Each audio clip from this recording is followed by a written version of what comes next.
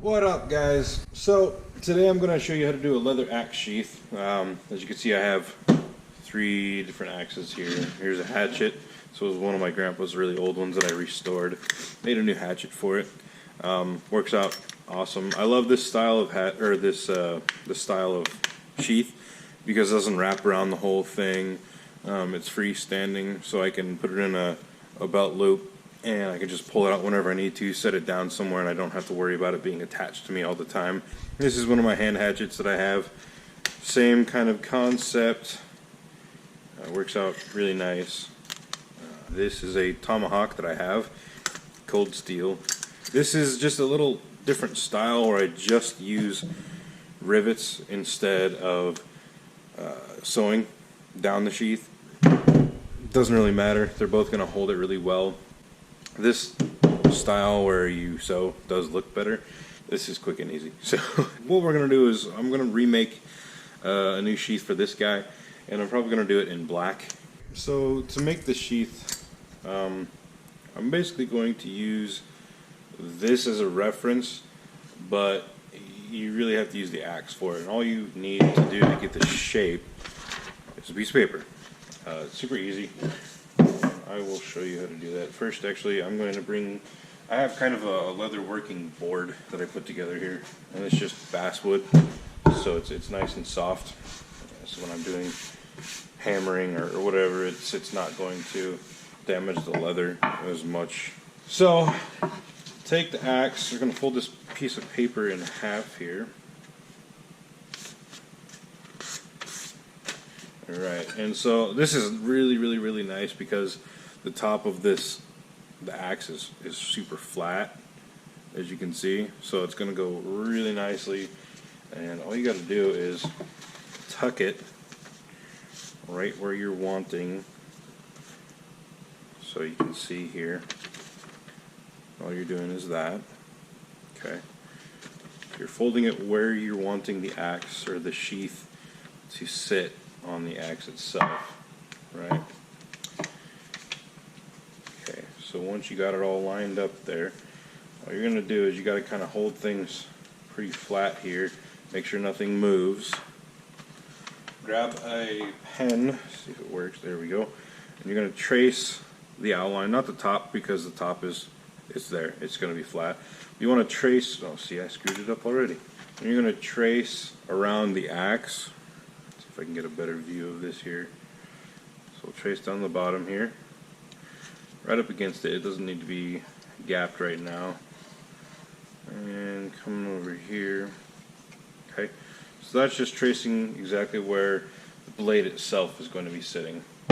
Set that to the side now. So now you have a rough placement of your axe. Now what I like to go in and do is give it some space outside of the blade, so I'm just going to kind of freestyle it right now, just like that. And then next, what we're wanting to do is you want to incorporate this. This is what's going to lock it in place and hold it there. Don't have room on the piece of paper, so we'll cut out another piece of paper and we'll just attach it there. So then I have right here where there's, I don't know if you can tell very well with the paper when you're sitting in here, there's a bit of a cutaway from the line itself here, and that's just following right underneath. See where the blade is there? So you want to do a bit of a cut up so you can get the snap there right up against the blade itself. So all I do, bring the axe back in the picture, line it up with where it was, and figure out kind of where you want that strap to go. And so I figure, you know, you want to give it a little bit of a step up into here, so we'll go something like that. Okay, so now all I'm doing is I'm going to take the piece of paper where we folded it over, I'm going to fold it the opposite way so I can actually cut this piece out here and make it a double size. And that's basically going to be most of the sheath there. Now all I'm going to do is cut a piece of this paper out for the flap that's going to have our snap on there. So for the snap, what you're looking for is something long enough so that when you snap it, you still have a bit of leather that you can grasp to undo it. Just going to cut out a straight strip and we'll measure when we stick it on there. So we'll tape it back here in the angle that we're wanting, and then we'll have the leftover. So you just want to have some extra that you can tape, or in my case super glue right now, to the back. I think that looks pretty good right there. Yeah, that looks good. So we'll have plenty up here to grab, and the snap will be right about here in the middle, and so we'll be able to open it up. So now I'm just going to glue this back side right to here, to this back piece of the sheath. That is the sheath outline that I will be tracing onto the leather. Okay, so I have a nice big piece of leather here,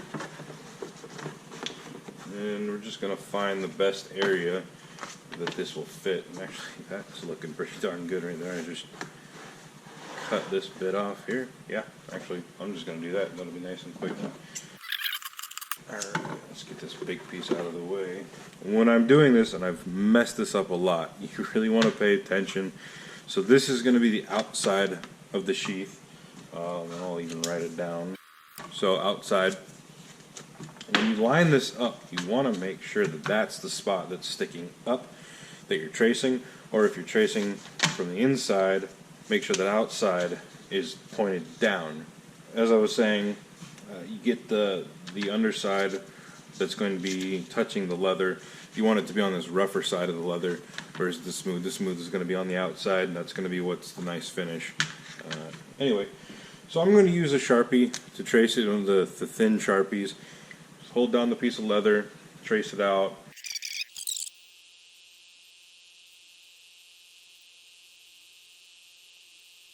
Okay, so there you have it. A lot of people have fancy knives. I just use an X-Acto knife. It works just great. Again, I'm gonna fast forward through most of this, but you'll be able to see what I'm doing here.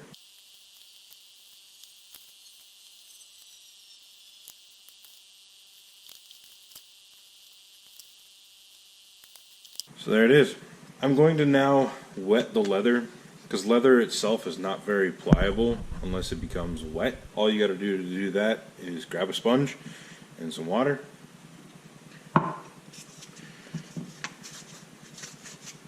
So you want to get it just wet enough on the surface that it's going to bend easily for you. You're not trying to soak it all the way through. So now that we have it nice and wet, it's definitely a lot more pliable without putting way too much stress on there. So you're just going to line up the edges here. So the edges aren't perfect, but that's okay. Like I said, we can fix those up later. So the next step that needs to happen is going to be the holes for all of my rivets, all of the snaps that we're doing here. You can even take the original paper that we did and figure out where the line was right here for where the blade sat in the holster, and you can then put little holes right here into the sheath itself so you know exactly where you want your rivets to go. The hole for this one I can do on the flap now, and let's say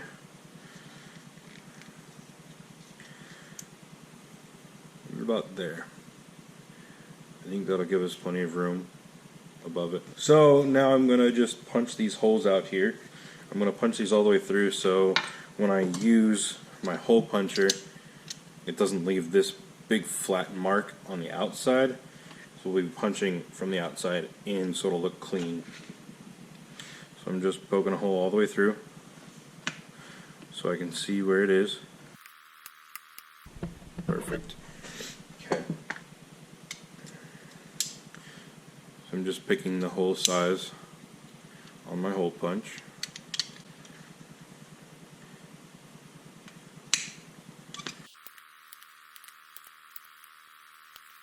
Got our holes in there. Now I will copy them onto the opposite side. So then I can come down, have the sheath folded over, take a pen, and copy them onto the opposite side. Okay, there we go. So again, punch a hole through. Sounds like my dog is being harassed by a bird.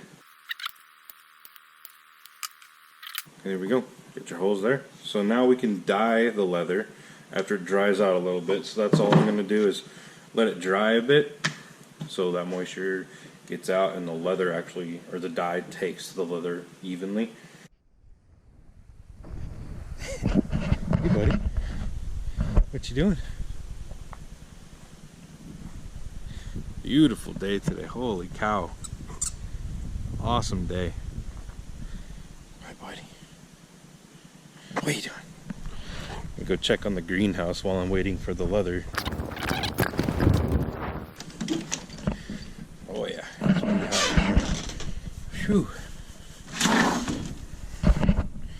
Got a whole bunch of good stuff growing this year.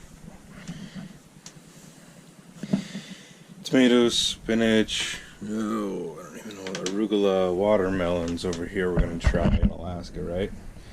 We got some squash, right? Squash, yeah. There's squash here, there's some beans, there's some jalapenos, butterhead lettuce, we've got some carrots, some other lettuce, and some more down there, but so far so good. I mean, we were a little late to start, but yeah, it is what it is, right?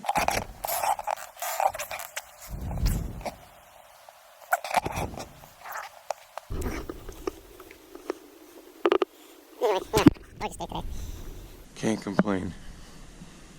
Gotta love it, right?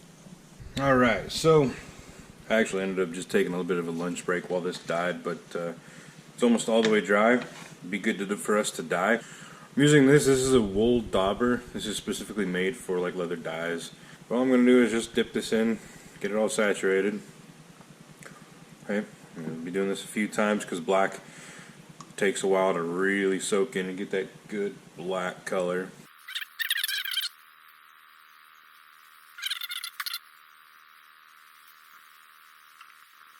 Memory card ran out. I thought I had cleared it out, but who knows. Anyway, all I did was put one more coat on here. I'm going to put one final coat on the front side, and then I'll go to the edges and the back and everything like that. So, here we go. Just going to let this dry really quick. It's almost dry. It's dry enough for me to move on here. What I'm going to do is the edges now and the back side.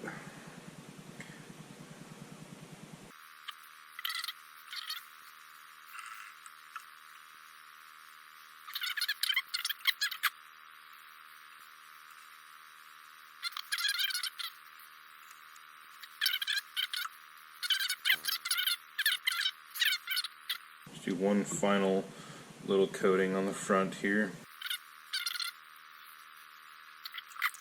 So we'll just let it dry one more time. 20 minutes or so will be good. The inside has to dye though now too, so what I'm going to do is just kind of prop it up a bit so it gets some good airflow underneath, and I will be back in about 20 minutes or so. Alright, so that's looking pretty good. There's definitely still some more drying that needs to be done. While it is still a little wet, I do want to get those rivets in there. Here's the button for the clasp. I will be using just these little anvil rivet setters.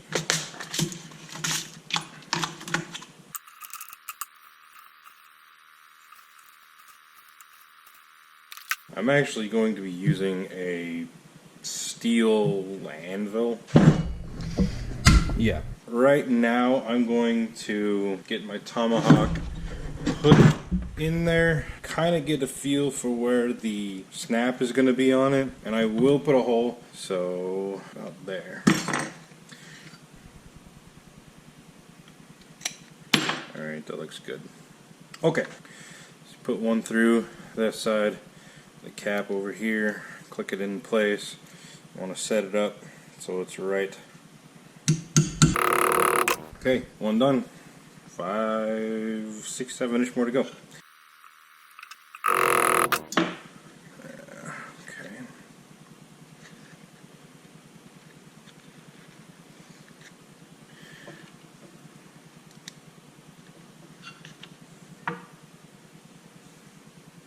I do have to get different rivets that are for these buttons, I guess you'd call them.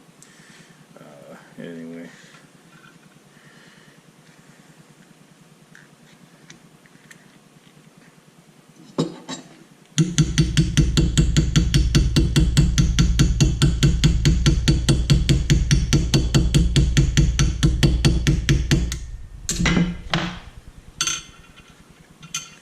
Okay, that one's set. I'll do this one. Gotta open the hole a little more on this one here too.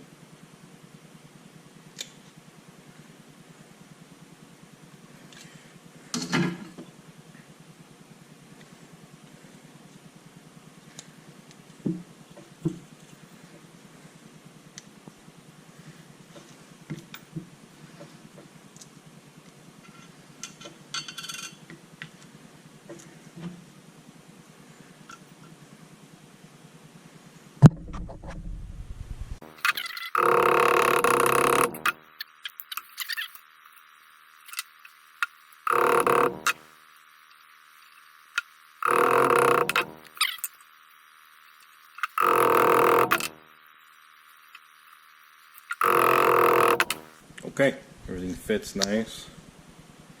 Not too bad, right? Kind of Harley Davidson biker-ish, but hey, that's alright. And it fits pretty nicely. I'm going to try to take the camera over to the sander, just kind of show you how I do the edges, clean them up a bit. So forgive the mess, this is my side of the workshop that I don't use a whole lot. Putting this down to protect the back side, but you're just going to basically be going around making sure everything is even and cleaning it all up.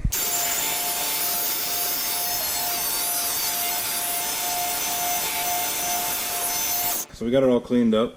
It looks way better. So now I'm going to take that dauber that I used with the dye, and it already has some still in there. So I'm just going to go back over these edges to give them their color back. So we're looking good now. Now all I'm going to do is the same thing that I did before with that little rag and just kind of buff it all out.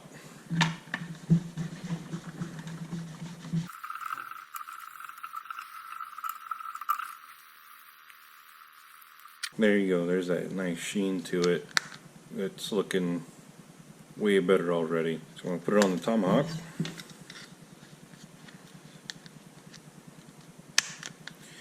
And there you go. With some very basic tools, you can make a axe sheath for any axe, really this style, with any axe that has a slight beard to it. Thanks for liking this video, hopefully. Comment, share it if you like these sheath videos. I'll maybe even make one for a Mora knife that I have. Let me know what you guys think if you like these videos. If not, also let me know, and we'll catch you guys next time. Cool, see ya.